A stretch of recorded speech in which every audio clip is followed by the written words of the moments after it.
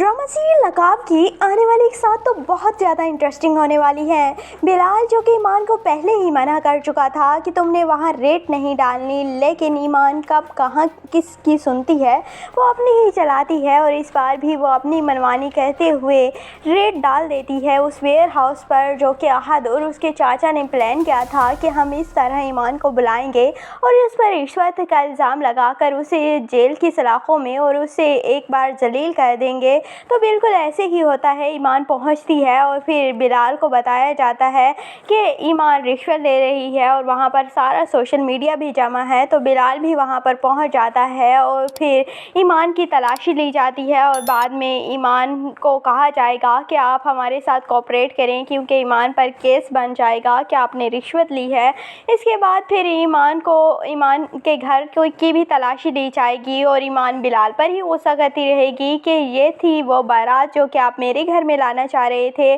क्योंकि जब बिलाल तलाशी लेगा ईमान के घर की तो वहाँ पर सारा सोशल मीडिया जमा होगा और बिलाल ईमान को प्रोटेक्ट करता रहेगा। और फिर ईमान को समझ आएगी कि जब भी वो